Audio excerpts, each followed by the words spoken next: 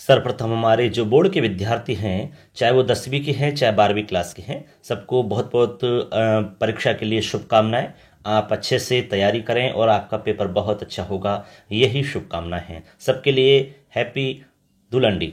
और अच्छे से अपनी होली मनाएं और अपनी तैयारी को बरकरार रखें। ठीक है, आपका पेपर अच्छा होगा, टेंशन नहीं लें।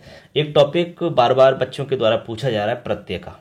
ठीक है, तो थोड़ा सा टाइम तो कम है, लेकिन मैं आपको शॉर्ट में बताऊंगा, कुछ तरीका मैं आपको बताऊंगा जिससे कि आप पहचान कर सकते हैं। तो यहाँ पर मैं आपको बता रहा हूँ, आपका टॉपिक रहेगा प्रत्यय। ठीक है, अब प्रत्यय का जो टॉपिक है वो आपको पता है कि 10वीं में भी चलता है और 12वीं क्लास में भी चलता है। तो जो भी है आपका प्रत्यय वो आप देख लेंगे। इसमें बेसिक चीज मैं आपको बताऊंगा कि प्रत्यय से संबंधित कुछ चीजें क्या हैं जो हमें याद रखनी है, समझनी है। ठीक, तो हम 12वीं क्लास के प्रत्ययों को लेकर के यहाँ चलेंगे। 12वीं क्लास में लगभग 8 प्रत्यय इस बार हैं। ठीक है, सिलेबस के अंदर जो सिलेबस हमारा कम हुआ है उसके बाद में 8 प्रत्यय लगभग बच रहे हैं। उनको एक एक को मैं यहाँ पर बताऊंगा। सबसे पहले हमारा जो प्रत्यय है वो है साथियों तव्यत प्रत्यय। देखिए, तव्यत प्रत्यय कौन सा प्रत्यय है? तव्यत प्रत्यय। अब देखो, प्रत्यय से संबंधित एक बात सबसे पहले तो मैं बता दूं बच्चों आपको, जो प्रत्यय होता है वो किसी भी धातु से बाद में जुड़ता है। ठीक है, जैसे मान लो कि हमने एक धातु ली है पठ। पठ यानी होता है बच्चों पढ़ना। ठीक है, अब देखो, एक तो है इसके बाद वाला मतलब भाग और एक है इससे पहले वाला भाग, यानी कि एक तो है इससे पहले का भाग, एक है बाद का। यानी कि इस पट धातु से पहले भी हम कुछ जोड़ सकते हैं और बाद में भी कुछ जोड़ सकते हैं। तो यहां पर यदि इस धातु में पहले कुछ जोड़ा जाए, यहां पर जो हमने तीर का निशान लगाया, यहां पर यदि जोड़ा जाए तो उसको हम कहेंगे उपसर्ग। क्या कहेंगे? उपसर्ग। यदि पहले जोड़ा जाए तो उसका नाम तो हो जाएगा उपसर्ग, और धातु के बाद में जोड़ा जाए तो उसका नाम हो जाएगा आपका प्रत्यय। क्या हो जाएगा? प्रत्यय। तो कहने का सीधा मतलब हुआ कि किसी भी धातु के बाद में जो जोड़ा जाता है, ठीक है, उसे हम प्रत्यय कहते हैं, और जो धातु से पहले जोड़ा जाता है उसे हम उपसर्ग कहते हैं। अब संस्कृत की बात करें तो संस्कृत में बच्चों 22 उपसर्ग होते हैं। कितने उपसर्ग होते हैं? 22। और यदि हम प्रत्ययों की बात करें तो संस्कृत में मुख्य रूप से 3 प्रत्ययों की चर्चा की जाती है, यानी 3 प्रकार के प्रत्यय होते हैं। अब थोड़ा सा मैं शॉर्ट में बता देता हूं। वैसे 22 उपसर्ग के हमें यहां पर जानकारी की आवश्यकता नहीं है, क्योंकि उपसर्ग का टॉपिक हमारे से रिलेटेड है नहीं। तो आपको केवल 22 उपसर्ग ध्यान रखने हैं। प्रत्यय 3 प्रकार के होते हैं, वो कौन से हैं ये थोड़ा सा एक बार आप समझ सकते हैं, क्योंकि ये हमारा टॉपिक आज का प्रत्यय वाला ही है। तो प्रत्यय से रिलेटेड हम एक बार समझते हैं कि 3 प्रकार के प्रत्यय कौन कौन से होते हैं। मान लो यहां से भी प्रश्न बन जाता है कि प्रत्यय के प्रकार होते हैं, इनमें से कौन सा प्रकार प्रत्यय का नहीं है। तो मुख्य रूप से 3 प्रकार प्रत्यय के माने जाते हैं। तो देखिए कौन कौन से हैं 3 प्रकार। तो सबसे पहले हमारा जो प्रत्यय है वो हम यहां पर लिख रहे हैं आपका कृदंत प्रत्यय। एक तो होते हैं कृदंत प्रत्यय, एक होते हैं आपके तद्धित प्रत्यय, और एक होते हैं बच्चों स्त्री प्रत्यय। ये 3 प्रकार के प्रत्यय आप स्क्रीन पर देख रहे हैं। पहला है कृदंत प्रत्यय, दूसरा है तद्धित प्रत्यय, और तीसरा है स्त्री प्रत्यय।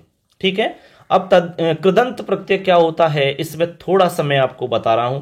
कृदंत प्रत्यय के बारे में आपको ध्यान रखना है कि ऐसे प्रत्यय जो किसी भी धातु से जुड़ते हैं, किसी भी धातु से जुड़ते हैं, सीधे किससे जुड़ते हैं? किसी भी धातु से। जैसे मान लो कि हमने जोड़ा यहां पर पठ धातु है, ठीक है, पठ। अब पठ धातु में हमने जोड़ा तव्यत प्रत्यय। क्या जोड़ा? तव्यत प्रत्यय। तो बन जाएगा पठितव्य। पठितव्य, पठ से हमने तव्यत जोड़ा, बन गया पठितव्य। और दूसरा तो ये तो हो गया कृदंत वाला कि किसी भी धातु से प्रत्यय लगेगा। ठीक है, समझ गए? धातु बहुत सारी होती है आपकी, जैसे कि है गच्छ धातु है, आगम धातु है, ठीक है, वद धातु है, हस धातु है, लिख धातु है, क्रीड धातु है, नम धातु है, पत धातु है। ऐसे बहुत सारी धातु हमारी हैं, उनसे आप डायरेक्ट कृदंत प्रत्यय जोड़ सकते हैं। इसके बाद में दूसरा हमारा है तद्धित प्रत्यय। तद्धित प्रत्यय जो होता है बच्चों वो किसी भी शब्द से जोड़ा जाता है, यानी कि डायरेक्ट शब्द से जोड़ा जाएगा। जो शब्द ऑलरेडी बना हुआ है उसी शब्द से यह प्रत्यय जुड़ता है। बात समझ में आ रही है आपके? जैसे मान लो हमने कहा, जैसे समाज है शब्द, एक शब्द है समाज, समाज। अब इस समाज जो शब्द है इसमें आपने प्रत्यय जोड़ा तो सामाजिक बना लिया, धर्म में जुड़ा तो धार्मिक बना लिया। तो यहां पर इस तरह से आप और भी बहुत सारे शब्द बना सकते हो। जैसे दशरथ से दाशरथी बना लिया आपने, ठीक है। शिव से आपने शैव बना लिया, ठीक है। जैसे शिव है तो शिव के शैव बना लिया। ऐसे और भी बहुत सारे शब्द आप बना सकते हैं। जैसे गुणवान है, गुण से गुणवान बना लिया, धन से धनवान बना लिया, ठीक है। ऐसे लक्ष्मी से लक्ष्मीवान बना लिया, ऐसे श्री से श्रीमती बना लिया, श्रीमान बना लिया, श्रीमत बना लिया। ऐसे बहुत सारे शब्द आप बना सकते हैं। तो कहने का मतलब तद्धित प्रत्यय जो होगा वो सीधा डायरेक्ट किससे होगा?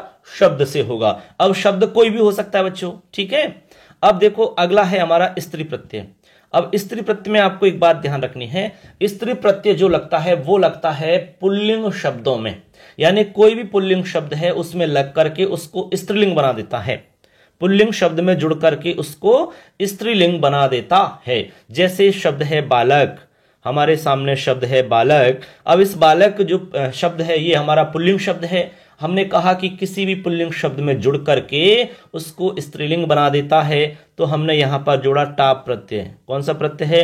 टाप प्रत्यय। अब टाप प्रत्यय जैसे यहां बालक शब्द में जोड़ोगे तो हमारा जो रूप बनेगा वो बनेगा बालिका।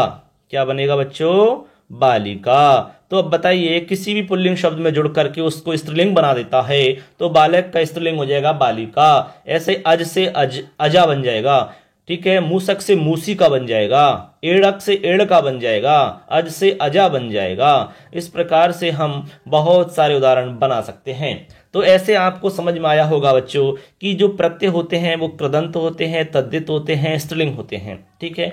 अब यहां पर मैं आपको वो सारे प्रत्यय बताऊंगा जो आपके सिलेबस में हैं, ठीक है। ये तो एक सामान्य सी जानकारी, क्योंकि हमारा टॉपिक स्टार्ट हो रहा है इसलिए ये सामान्य जानकारी होनी चाहिए।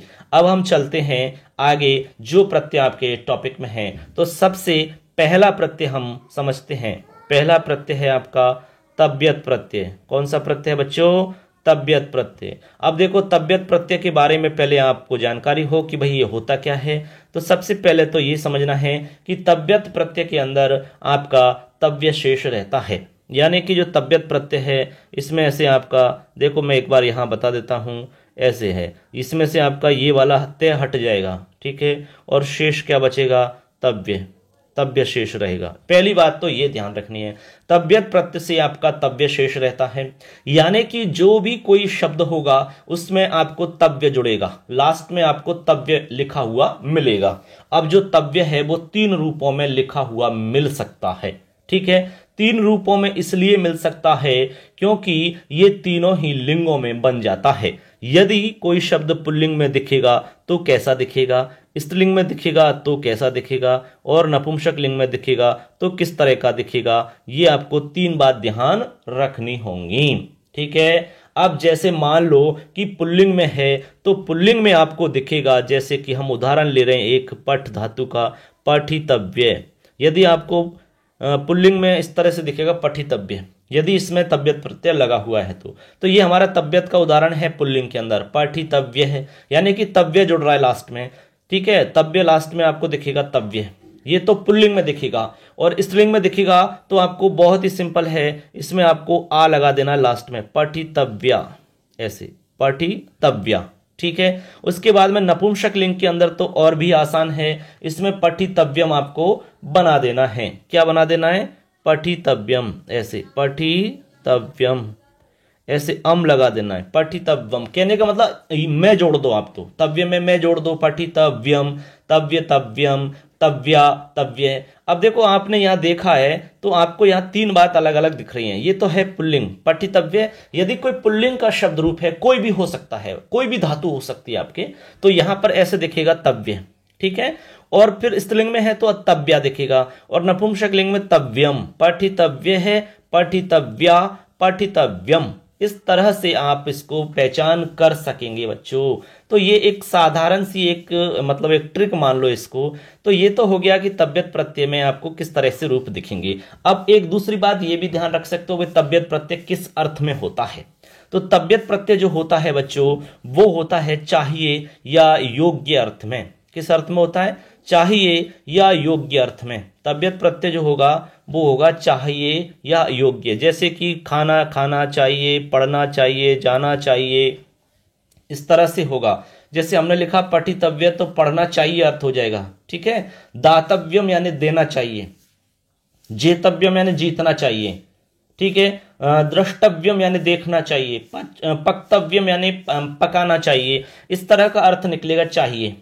तो ऐसे इसमें अब एक शॉर्ट में एक बात और ध्यान रख लो कि इसके जितने भी शब्द बनेंगे वो तीनों लिंगों में रूप चल जाएंगे उसके, ठीक है। यदि पुल्लिंग में होगा तो पुल्लिंग का जो रूप होगा वो राम की तरह चलेगा, और स्त्रीलिंग में होगा वो रमा की तरह चलेगा, और नपुंसक लिंग में होगा वो फल की तरह चलेगा। ऐसे इसके रूप चलेंगे। जैसे राम का चलता है तो पुल्लिंग में चलेगा, जैसे पठितव्य है तो पठितव्य है, पठितव्यौ पठितव्यः, राम है रामौ रामाः, ऐसे रमा है तो रमा रमे रमाः, ऐसे बन जाएगा।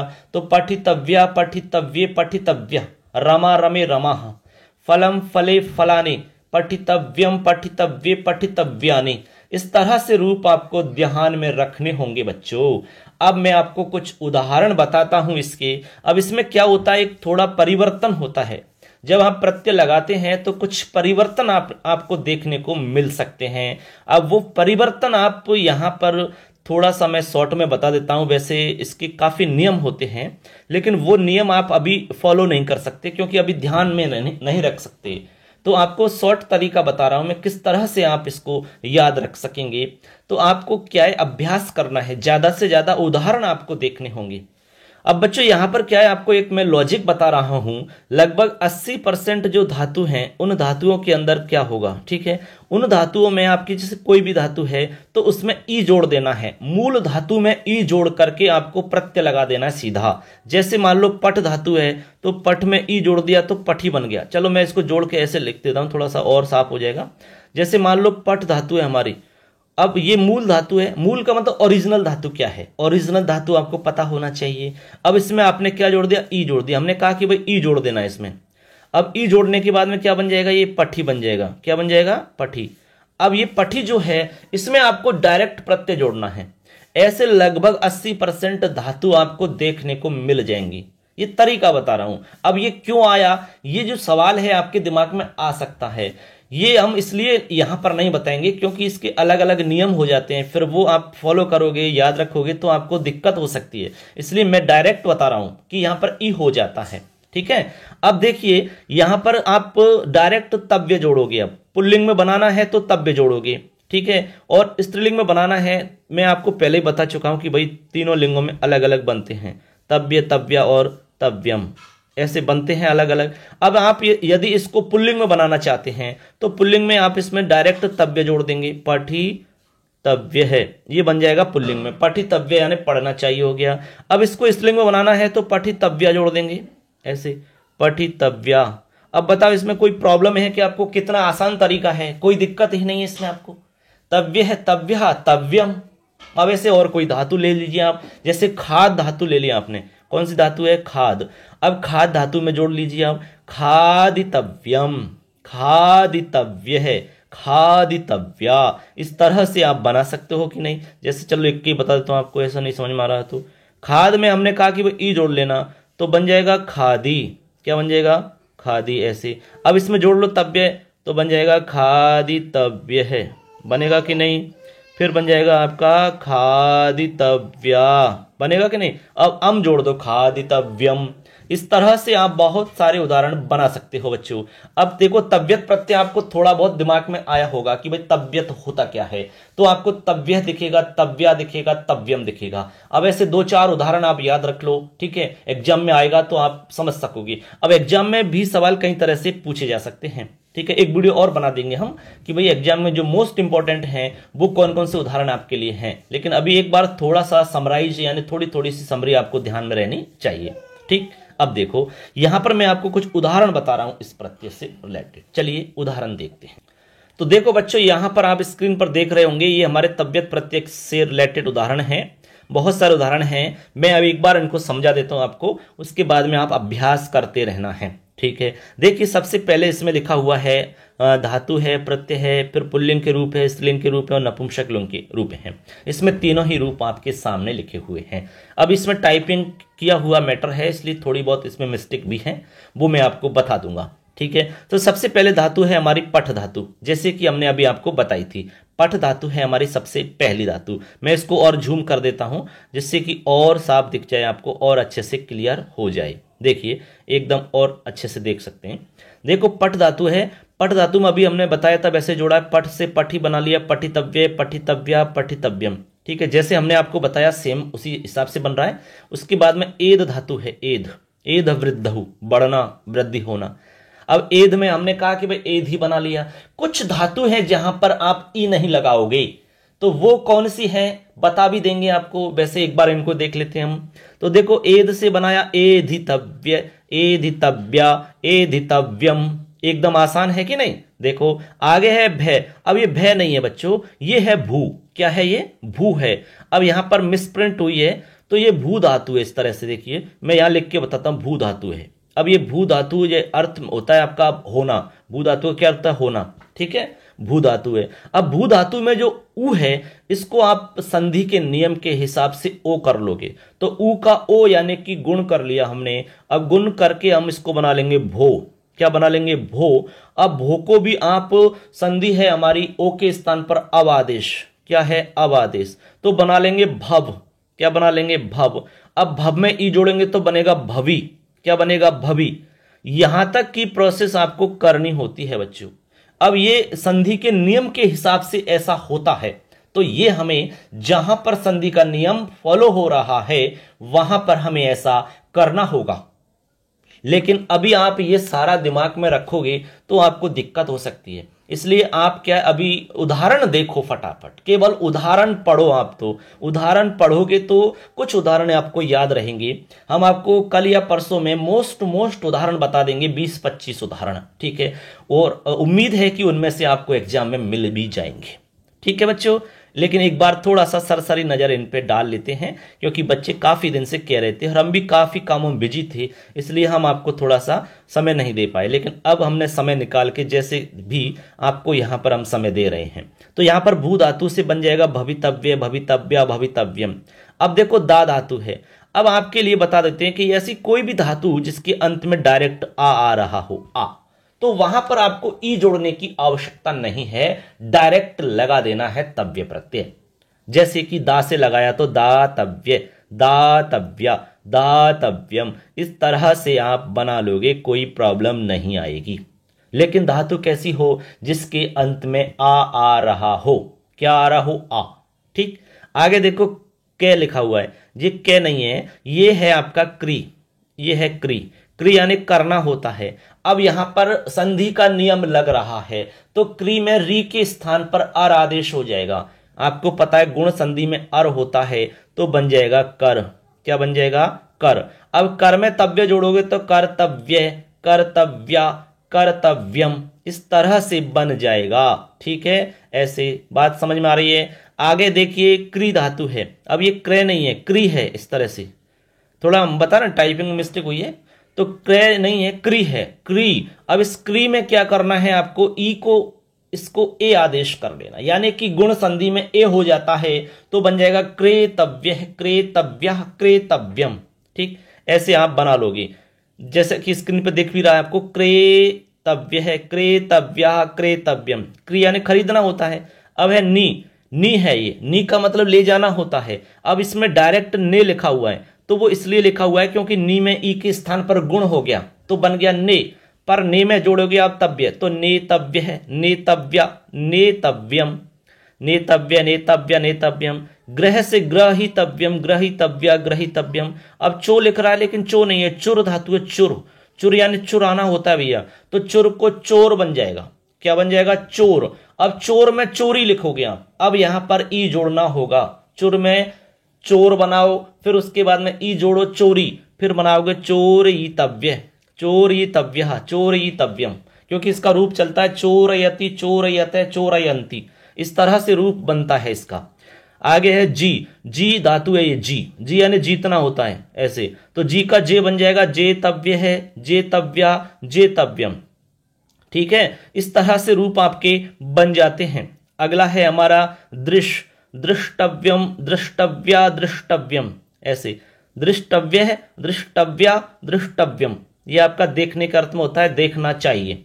नम है तो नंतव्यम, ये लिखा हुआ गलत है, बे आपका आधा ही रहेगा। नंतव्य है, नंतव्या, नंतव्यम। रक्ष है तो रक्षितव्य है। पच धातु है तो ये कुछ विशेष धातु है अपवाद के रूप में जो आपको ध्यान में रखनी होंगी। पच में जो च है इसका क बन जाता है, ठीक है। तो पक्तव्य है, पक्तव्या, पक्तव्यम। हन, हन धातु में हंतव्य, हंतव्य, हंतव्यम। हस है तो हसितव्य, हसितव्य, हसितव्यम, ठीक है। नृत्य धातु नृत्य, नृत्य यानी नाचना होता है, इस तरह से है, लिखने में मिस्टेक हुई है, नृत्य है तो नृत्य का नर्त बन जाएगा गुण संधि होकर के, ठीक है। तो नर्तितव्य है, नर्तितव्या, नर्तितव्यम। ऐसे आपका पा धातु है पा, ठीक है। पातव्य, पातव्यम, पातव्य, पात नहीं है, पा धातु है। ऐसे आप बना लोगे तो ये आप जितनी हम बता रहे हैं इतनी धातु देख लोगे तो इसी से हमारा काम चल जाएगा, ठीक है। और भी धातु है इसमें लेकिन जो हम बता रहे हैं इतनी आप देख लो, ठीक। आपको इससे थोड़ा बहुत अंदाजा लग रहा होगा कि भाई तबियत प्रत्यय क्या होता है। अब हम इसके बाद में जो हम अगला वीडियो लेके आएंगे इस प्रत्यय का पूरा टॉपिक होने के बाद में, उसमें केवल मोस्ट आपको 20, 25, 30 उदाहरण बताएंगे जो वेरी वेरी मोस्ट इंपॉर्टेंट आपके एग्जाम के लिए होंगे। और हम पूरा मतलब उम्मीद करते हैं, विश्वास भी रहेगा हमें कि भाई उनमें से आपको पेपर में मिल सकते हैं, उनसे रिलेटेड कुछ उदाहरण मिल सकते हैं। हम पूरा अच्छे से विश्लेषण करने के बाद में आपको उदाहरण प्रस्तुत करेंगे, ठीक। चलिए अगला प्रत्यय देखते हैं। हमारा एक प्रत्यय पूरा हो जाता है, सिलेबस के अकॉर्डिंग हम चल रहे हैं। अब हमारा दूसरा प्रत्यय है बच्चों अनियर प्रत्यय। तो चलिए बच्चों अब हमारा अगला प्रत्यय है अनियर प्रत्यय। तो यहां पर मैं एक बार लिख के बता देता हूं, अनियर प्रत्यय। देखो अनियर, ये हमारा सेकंड प्रत्यय है अनियर प्रत्यय, ठीक है। अब देखो अनियर प्रत्यय जो होता है ये प्रत्यय भी आपका चाहिए के अर्थ में ही होता है। किस अर्थ में होता है? चाहिए के अर्थ में ही होता है। जिससे पहले आपको बताया था हमने तबियत प्रत्यय, तबियत प्रत्यय भी चाहिए के अर्थ में होता है, ये प्रत्यय भी चाहिए के अर्थ में होता है। इसमें ध्यान रखना है कि इसमें भी आपका रे चला जाता है, यानी कि रे हट जाता है, ठीक। अब रे हटने के बाद में अनीय बचेगा। अब अनीय से बनने वाले जो शब्द होंगे वो भी तीनों लिंगों में बनेंगे, यानी कि इससे एक तो पुल्लिंग में रूप बनेगा, पुल्लिंग में जो बनेगा वो राम की तरह चलेगा। किसकी तरह? राम की तरह। और स्त्रीलिंग में बनेगा वो चलेगा आपका किसकी तरह? रमा की तरह। किसकी तरह? रमा की तरह। और नपुंसक लिंग में वो चलेगा फल की तरह। किसकी तरह चलेगा? फल की तरह। अब इसमें क्या होगा? देखो इसमें अनीय जोड़ना है डायरेक्ट। क्या जोड़ना है? अनीय, पठनीय, भवनीय। अब इसमें क्या होगा? इसमें ई का सिस्टम नहीं है। यहां पर जो ई जोड़ने वाला सिस्टम था वो यहां पर नहीं होगा। यहां पर आपको डायरेक्ट मूल धातु के अंदर अनीय जोड़ना है। देखो पुल्लिंग में तो अनीय जोड़ोगे इस तरह से, देखो अनि ये है, और स्त्रीलिंग में जोड़ोगे अनि या, और इसमें जोड़ोगे अनि यम, ऐसे अनि यम। ये हमारा शॉर्ट ट्रिक्स है, ठीक है। ये आपको डायरेक्ट उस मूल धातु में जोड़ना होगा। जैसे हम एक धातु ले लेते हैं पट धातु, हम एक पट धातु लेकर के आपको बता रहे हैं, पट धातु में जोड़ के बताएंगे आपको। तो देखो पट धातु में जोड़ेंगे तो बन जाएगा आपका पठ। तो देखो पट धातु तो मूल धातु है आपकी, तो पट धातु में आप जब अनीय जोड़ोगे तो पठनीय, देखो ऐसा बन जाएगा, ये हलंत हट जाएगा और ऐसे आपको बना लोगे। मैं एक बार इसको लिख के बताता हूं, देखो अलग से, जैसे कि आपको सेपरेट दिख जाए, ऐसे पठ नी ये है। अब देखो बताइए, हमने पट धातु में अनीय जोड़ा तो बना के नहीं पठनी है, ये बन गया पुल्लिंग। ऐसे आप बहुत सारी धातुओं में जोड़ सकते हो, कितनी भी धातुओं में आप जोड़ करके इस तरह से रूप बना सकते हो। अर्थ निकलेगा चाहिए, पढ़ना चाहिए, ठीक। अब स्त्रीलिंग में बनाना है तो सिंपल है, पठ में अनिया, पठनिया, ऐसे बना लोगे। और नपुंसक लिंग में सिंपल है पठनियम, पठनियम, इस तरह से आप बना लोगे। अब बताइए यहां पर किसी को कोई प्रॉब्लम है क्या? हमारे हिसाब से तो नहीं होनी चाहिए भाई। पुल्लिंग में आप पठनीय बनाओगे, स्त्रीलिंग में पठनीया, और नपुंसक लिंग में पठनीयम, इस तरह से आप बना लोगे। अब बहुत सारे उदाहरण आप बना सकते हो, इसमें कोई प्रॉब्लम आपको नहीं आनी चाहिए। बात समझ रहे ना? क्योंकि ये तरीका आपको हम बता रहे हैं, इसमें तरीका ही आपको समझ में आना चाहिए।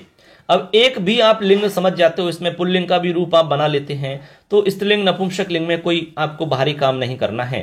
केवल स्त्रीलिंग में आ जोड़ना है और आपको नपुंसकलिंग में अम जोड़ना है, यही हमारा काम रहता है। अब मैं इसमें आपको उदाहरण बता देता हूं जिससे कि आपको बात अच्छे से समझ में आ जाए। जैसे हमने अभी एक उदाहरण बताया था पट का, ऐसे मान लो आपकी भू धातु है, ठीक है। अब भू धातु को आपको गुण संधि करके वो तो आपको यहां तक तो लेके चलना ही पड़ेगा। भू को आपको भव बनाना होगा, भव, ठीक है। जैसे ऊ है तो ऊ को आपको गुण कर दिया, ओ बन गया। अब ओ के स्थान पर आपको अब आदेश करना है, भव बन जाएगा। क्या बन जाएगा? भव। अब इस भव में आपको जोड़ना है भवनीय है, इस तरह से बनाना होगा, फिर भवनीय है इस तरह, तो ये बन गया अनियर प्रत्यय। भवनीय, अनिय दिखेगा आपको, लास्ट में अनिय की ध्वनि आएगी तो समझ जाना अनियर प्रत्यय है, ठीक है। अब इसमें स्त्रीलिंग में आ जोड़ दो और मैं जोड़ दो नपुंसकलिंग में है, बन गया आपका। ऐसे आपको दा धातु है, क्या धातु है? दा। अब दा धातु में आपको कुछ भी नहीं करना है, डायरेक्ट अनिय जोड़ना है तो बन जाएगा दानीय।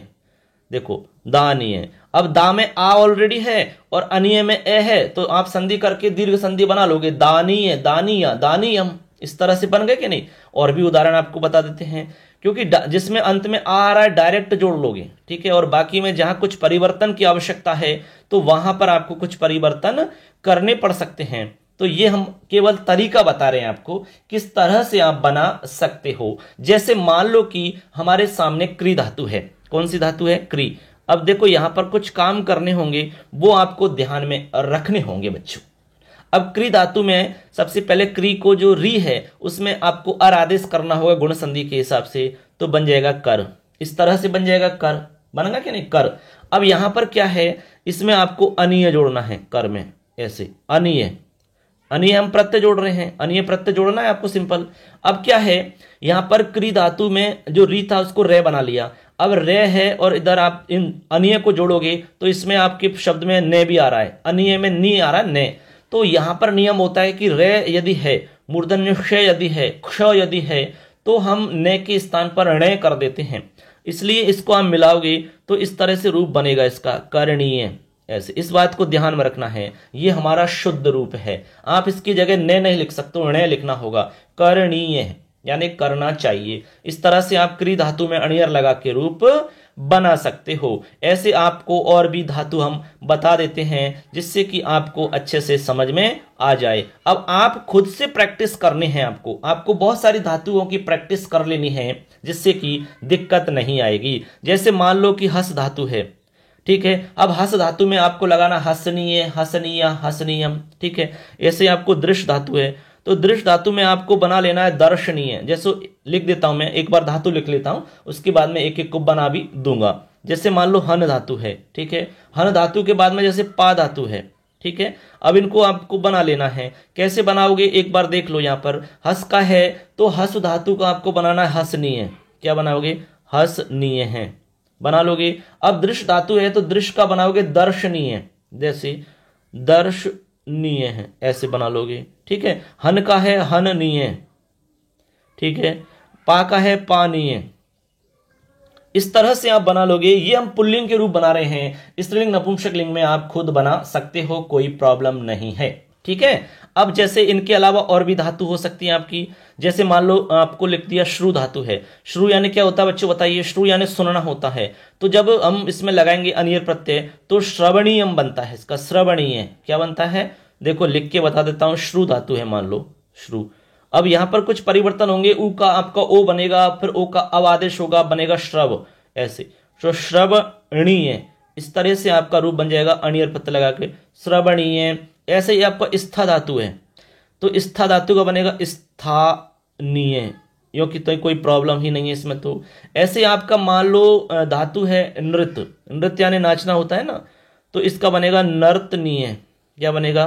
नर्तनीय, बनेगा कि नहीं? नर्तनीय। ऐसे मान लो कि आपकी धातु है आपकी जैसे एध धातु है, एध, तो एध का बन जाएगा आपका एधनीय, क्या बनेगा? एधनीय। ये मेन उदाहरण है जो हमने आपको बता दिए हैं, जिसमें 8-10 उदाहरण हैं जो मेन आपको बता चुके हैं। इस तरह से आप अनियर प्रत्यय बना सकते हो, कोई प्रॉब्लम नहीं है, ठीक है बच्चों। तो ऐसे करके आपको अनियर समझ में आ गया होगा। अब चलते हैं आगे। अगला प्रत्यय हमारा 3 नंबर है। 3 नंबर प्रत्यय पे आपको समझना है क्षत्रिय प्रत्यय। क्षत्रिय, देखो क्षत्रिय और शानच 2 प्रत्यय आपके चलते हैं। शानच अब दोनों प्रत्यय को हम बताएंगे, लेकिन अब पहले क्षत्रिय की बात कर रहे हैं, फिर शानच की बात करेंगे। सबसे पहले इसमें आपको जो ध्यान रखने वाली बातें हैं वो है कि जो क्षत्रिय प्रत्यय है, शानच को मिटा देता हूं इसलिए थोड़ा सा दिमाग में आपका कंफ्यूजन रहेगा, क्योंकि हम शानच नहीं पढ़ रहे, अभी क्षत्रिय समझ रहे हैं। तो क्षत्रिय प्रत्यय से रिलेटेड कौन कौन सी बात आपको ध्यान में रखनी है? देखिए, क्षत्रिय प्रत्यय जो होता है वो वर्तमान काल में होगा। सबसे पहली चीज किसमें होगा? वर्तमान काल में इसका प्रयोग होता है, यानी वर्तमान काल के अर्थ में क्षत्रिय प्रत्यय का प्रयोग होता है। अब इससे जो शब्द बनते हैं उनका अर्थ निकलता है जाता हुआ, खाता हुआ, पीता हुआ, रोता हुआ, हंसता हुआ, इस तरह का अर्थ निकलता है बच्चों।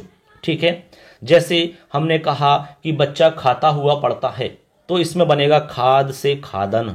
क्या बनेगा? खादन। अब खादन जो है ये आपका क्षत्रिय का रूप है, और इससे बनने के बाद में अर्थ निकलेगा खाता हुआ। क्या बनेगा?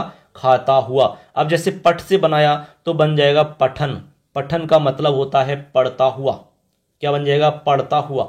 अब नी धातु से बनाया तो नयन, ऐसे अर्थ हो जाएगा ले जाता हुआ। क्या अर्थ हो जाएगा? ले जाता हुआ। तो इसका जो अर्थ निकलेगा वो जाता हुआ, खाता हुआ, इस तरह का निकलेगा, और वर्तमान काल में ही ये होता है। तो ये तो हो गई सामान्य सी बात। अब इसके लास्ट में क्या बचता है वो आपको हम डायरेक्ट बता देते हैं। ऐसे तो आपको डायरेक्ट यहाँ पर क्षत्रिय का अत बचता है, ये आपको ध्यान रखना है। यदि प्रत्यय से रिलेटेड इस तरह का सवाल आता है कि क्षत्रिय प्रत्यय का क्या शेष रहता है, तो आपको अत बताना है। यदि बच्चों इस तरह का कोई सवाल पूछा जाता है कि क्षत्रिय प्रत्यय में क्या शेष रहता है, तो आपको उत्तर देना होगा अत, यानी कि अत शेष रहता है। लेकिन अब इसमें कुछ परिवर्तन होते हैं, उन परिवर्तन के कारण यहां पर आपको ये इस रूप में नहीं दिखता है। अब कैसे दिखेगा मैं आपको शॉर्ट तरीका बता रहा हूं। क्षत्रिय प्रत्यय जो लगेगा, इससे लगने के बाद में जो शब्द बनेंगे वो शब्द भी आपको तीनों लिंगों में बनाने होते हैं, यानी तीनों लिंगों में इसके रूप बन जाते हैं। यानी पुल्लिंग में भी बन जाएगा, स्त्रीलिंग में भी बन जाएगा, और नपुंसक लिंग में भी बन जाएगा। पुल्लिंग में जो बनेगा उसमें आपको दिखेगा अन। पुल्लिंग में आपको धातु के लास्ट में अन जुड़ा हुआ दिखेगा। क्या दिखेगा? अन। समझ रहे हो बात को? अच्छे से समझ लेना, अन। और इस लिंग में आपको दिखेगा अंति, इस तरह से अंति। और नपुंसक लिंग में दिखेगा अथ। ये एक शॉर्ट तरीका है आपका, ठीक है, एकदम सिंपल तरीका बता रहा हूं, इससे शॉर्ट तरीका नहीं मिलेगा आपको। अंति ये आपको लास्ट में दिखेंगे, मूल धातु के लास्ट में। उदाहरण बता रहा हूं कैसे दिखेंगे। जैसे मान लो पट धातु में हमने लगाया क्षत्रिय, तो आपको इस तरह से दिखेगा पठन। मूल धातु के लास्ट में दिख रहा है कि नहीं? पठन। ऐसे आपको इसमें लिखना होगा पठंती, ऐसे, ठीक है, ऐसे। और यहां लिखना होगा पठत। अब ये जो तीन रूप हमने लिखे हैं, ये तीनों के तीनों आपके क्षत्रिय प्रत्यय के रूप हैं। पठन यानी पढ़ता हुआ, पढ़ती हुई, और पढ़ता हुआ, इस तरह से आपके अर्थ इसमें निकलते हैं। तो ये तो हो गया पुल्लिंग का, ये स्त्रीलिंग का हो गया, यानी नपुंसक लिंग का हो गया। इस तरह से रूप बन जाते हैं आपके क्षत्रिय प्रत्यय लगने के बाद में। अब आप क्षत्रिय के उदाहरण याद रख सकते हो, क्योंकि इसी तरह के उदाहरण आपको मिलेंगे उसमें। जैसे गच्छ है तो गच्छन हो जाएगा, गच्छन्ति हो जाएगा, गच्छत हो जाएगा। खाद है तो खादन हो जाएगा, खादंती हो जाएगा, खादत हो जाएगा। इसमें कोई प्रॉब्लम नहीं है आपको, बहुत ही आसान सा काम है। अब मैं आपको उदाहरण बता देता हूं कि कैसे बनाओगे आप। पहले तो मैं एक तरफ धातु लिख देता हूं। अब धातुओं में आपको क्षत्रिय प्रत्यय लगा करके उदाहरण बना लेने हैं। एकदम आसान सा तरीका है। आपको अन जोड़ना है, यानी कि आपको कहीं पर भी अन मिल जाए, ठीक है, धातु में डायरेक्ट अन मिल जाए इस तरह का लिखा हुआ, तो समझ जाना क्षत्रिय प्रत्यय का उदाहरण है। किसका? क्षत्रिय प्रत्यय का उदाहरण है। और अंति मिल जाए, अंति, जैसे अभी हमने लिखा पठन, इस तरह का कोई भी उदाहरण मिल जाए तो समझ जाना आप, ठीक है। यदि ऐसा नहीं मिलता है तो आपको इस तरह का मिल सकता है पठंती, तब भी समझ जाना ये स्त्रीलिंग का रूप है। और मान लो इस तरह का मिल गया तब भी समझ जाना ये भी आपका नपुंसक लिंग में है, क्षत्रिय का रूप, ठीक है। अब आपको कुछ धातु में लिख रहा हूं, उन धातुओं से कैसे रूप बनता है वो भी आप समझ जाओगे। जैसे मान लो कि हमारी लिख धातु है, क्या है? लिख धातु है, तो लिख से आपका लिखन बनेगा। एक बता रहा हूं मैं, बाकी आप बना लोगे। लिखन, अब लिखन से आप लिखंती, लिखत बना लोगे कि नहीं? ऐसे आपका दृश्य धातु है। अब दृश्य का आपको पश्य आदेश हो जाता है। आदेश क्या होता है वो भी आपको ध्यान रखना होगा। तो पश्य का आपको पश्यन बनाना होगा, ऐसे पश्य आदेश हो गया पश्यन। इसके बाद में और धातु है, जैसे गम धातु है। अब गम धातु का रूप गम तो नहीं चलता, डायरेक्ट गच्छ में चलता है, तो इसका बनेगा गच्छन, ऐसे। ये हम क्षत्रिय प्रत्यय लगा रहे हैं आपको, गच्छन बना दो। लिखन हो गया, पश्यन हो गया, गच्छन हो गया। ऐसे आप और भी उदाहरण बना सकते हो। चलिए देखते हैं, और भी उदाहरण बता देता हूं डायरेक्ट आपको, ठीक है। जैसे मान लो कि हमारी धातु है नी, निया ने ले जाना होता है, तो इसका रूप चलता है नयति, नयता, नयंती। तो इसमें आपको बनाना नयन, ऐसे नयन बना लिया इस तरह से। ऐसे आपका जैसे धातु है गण, ऐसे गण धातु है गणना करना, तो इसका क्या बनेगा बताइए, इसका बनेगा गणयति गणयतः गणयंती, तो गणयन ऐसे गणयन गणयन इस तरह से बन जाएगा। जैसे मान लो धाव धातु है तो धाव का बनेगा धावन, क्या बनेगा बच्चों, धावन, ठीक है। ऐसे आपका नृत्य धातु है नृत्य, तो इसका बनेगा नृत्यन, क्या बनेगा बताओ, नृत्यन, इसका बनेगा नृत्यन। ऐसे आपका मान लो क्रीड धातु है तो बनेगा क्रीडन, क्या बनेगा, क्रीडन। इस तरह से आप बना सकते हो, अन अन आपको दिखाई देगा। अब इनका सबका स्त्रीलिंग बना सकते हो आप, कोई प्रॉब्लम नहीं है। ऐसे मान लो और भी धातु हो सकती है, जैसे मान लो पच धातु है, क्या धातु है, पच, तो पच धातु आपके बनेगा पचन, ऐसे पचन बनेगा, ठीक है। ये सब धातु क्षत्रिय प्रत्यय बनने लगने के बाद में बन रहा है। तो इस तरह से आपको ये ध्यान रखना है कि जितनी भी धातु हम बता रहे हैं ये सब की सब आपकी कौन सी हैं, परस्मैपदी धातु हैं। परस्मैपदी धातुओं से ही क्षत्रिय प्रत्यय लगता है, ठीक है। ये भी हमें अच्छे से ध्यान में रख लेना है। एक धातु है प्रच्छ, प्रच्छ यानी पूछना होता है, आपको पता है, प्रच्छ यानी पूछना, लेकिन इसका रूप चलता है पृच्छति पृच्छतः पृच्छन्ति, तो ऐसे बनेगा पृच्छन, ऐसे पृच्छन बन जाएगा कि नहीं, पृच्छन। दा को यच्छ करके आप यच्छन भी बना सकते हो, दा के स्थान पर यच्छ आदेश होता है तो यच्छन बना सकते हो आप। चिंत है तो चिंतयन बन जाएगा, मिल है तो मिलन बन जाएगा। अब जैसे भू धातु है तो भू का आपका भवती बनता है, भवती भवता भवंती, तो भवन बन जाएगा, भवन, ठीक है। ऐसे आपका लेखन हो गया, हसन हो गया, वदन हो गया। अब वद धातु है तो वदन हो जाएगा इस तरह से, ठीक है। खाद है तो खादन हो जाएगा। ये आपके बहुत सारे उदाहरण हम आपको बता चुके हैं। तो ये जितने भी उदाहरण हैं आपके क्षत्रिय के उदाहरण हैं। तो क्षत्रिय प्रत्यय में आपको ध्यान में रखना होगा कि इस तरह से उदाहरण आपके बनते हैं बच्चों, ठीक है। अब इसमें आपको एक बात तो ये रखनी है कि ये दो धातु परस्मैपदी होनी चाहिए, यानी जितनी भी धातु हमने बताई वो परस्मैपदी धातु हैं। परस्मैपदी धातु से ही क्षत्रिय प्रत्यय लगेगा। दूसरा है कि वर्तमान काल में ही ये प्रत्यय होता है, ठीक है। और ये तीनों ही लिंगों में होता है भैया, तीनों लिंगों के अंदर होगा, ठीक है। कैसे होगा अभी हम आपको बता चुके हैं एक एक उदाहरण। तो ये तो हो गया हमारा क्षत्रिय का मामला। इसी से जुड़ा हुआ इसी का भाई बंधु है शानच। अब शानच की तरफ चलते हैं। केवल एक प्रत्यय और पढ़ेंगे शानच, इसमें हमारे 4 प्रत्यय हो जाएंगे इस वीडियो में। अगली वीडियो में हम आपको दूसरे पार्ट में बचे हुए सारे प्रत्यय बता देंगे। तो अगला प्रत्यय हमारा शानच है, शानच। अब शानच प्रत्यय बहुत ही आसान है। शानच प्रत्यय आपका जो होगा वो उन्हीं धातुओं में होगा जो आत्मनेपदी धातु होंगी।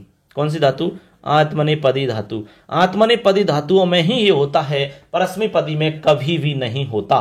पहली बात तो ये आपको क्लियर ध्यान रखनी है।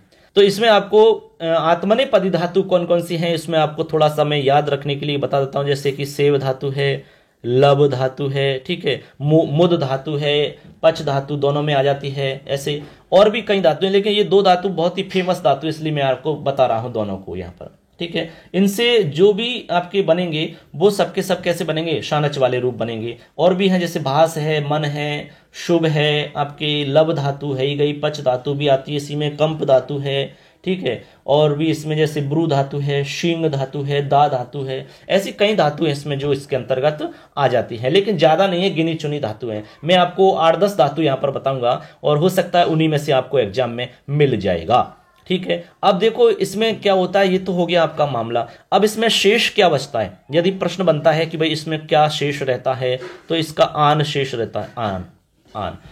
शानच का क्या बचता है, आन, शानच में से आन बचेगा, ये आपको ध्यान में रखना है। लेकिन अब आपको ये ध्यान रखना है कि ये तीनों लिंगों में रूप बनेगा, लेकिन वो तीनों लिंगों में किस तरह से दिखेगा, तो वो एकदम आसान है। पुल्लिंग में तो दिखेगा आने हैं, और स्त्रीलिंग में दिखेगा आना, और नपुंसक लिंग में आनम।